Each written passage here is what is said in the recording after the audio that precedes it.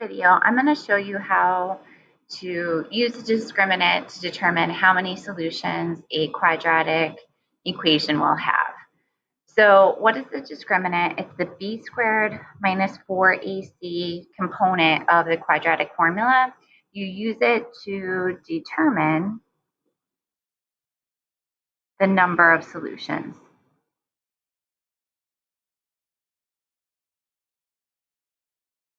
All right, so if b squared minus 4ac is greater than 0, there are two solutions. If it equals 0, there is one solution. And if it is negative, there are no real solutions. There are actually two imaginary solutions, and that's something that we'll get into later in the course. All right, so I'm going to go through these three examples with you. So example 1 says, at how many points do the graphs of y equals 2 and y equals x squared plus 4x plus 7 intersect? So what I want to do is I want to substitute this 2 in here for y. So I have 2 equals x squared plus 4x plus 7. So I'm going to subtract 2, and I'm going to get 0 equals x squared plus 4x plus 5. So now I'm in a quadratic form. This is not factorable. Your factors of 5 would just be 1 and 5, and everything would be positive, so that does not work out. So a here is 1. The coefficient of the x squared is 1. I have this written in standard form. B is 4, and c is 5.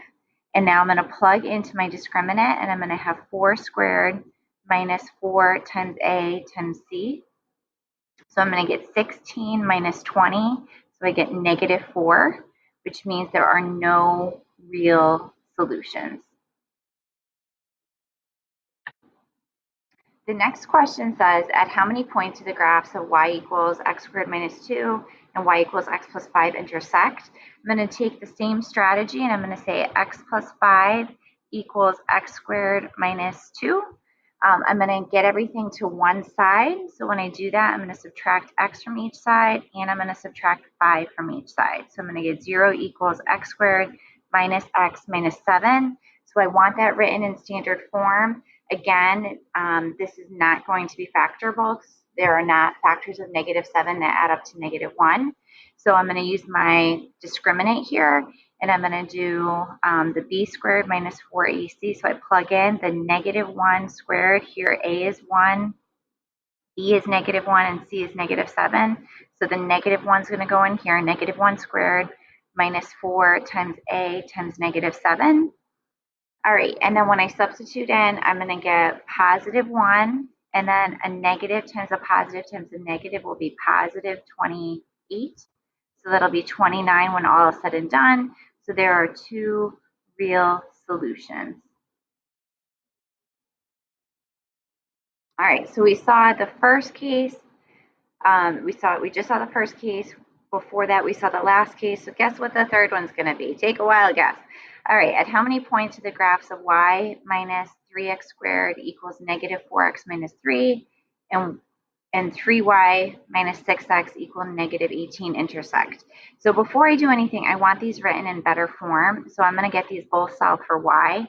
So the first one will be y equals 3x squared minus 4x minus 3. So all I did was add the 3x squared to each side. Here, I'm going to add 6x. I get it. Almost sounds like success, but success, we know how to do this. All right, so 3y equals 6x minus 18. Divide each side by 3. This is very exciting. And we get y equals 2x minus 6.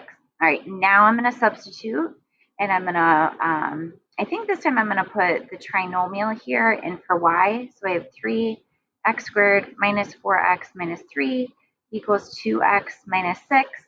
And now I'm going to bring everything to the other side. So I'm going to subtract 2x and add 6.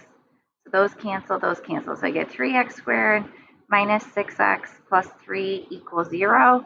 Because I have a greatest common factor of 3, I am going to go right ahead and divide each side of my equation by 3. So I get x squared minus 2x plus 1. This one is factorable, so you get x minus 1 times x minus 1 equals 0, so x would equal 1, which means there's one real solution.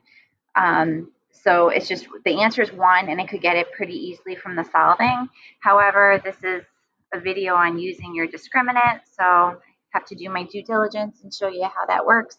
So I have a is 1, b is negative 2, c is 1, and I'm going to do negative 2 squared minus 4 times a times c. This will be 4 minus 4, which is 0. So I get one real solution. All right, I hope that helps you understand how to use the discriminant with systems.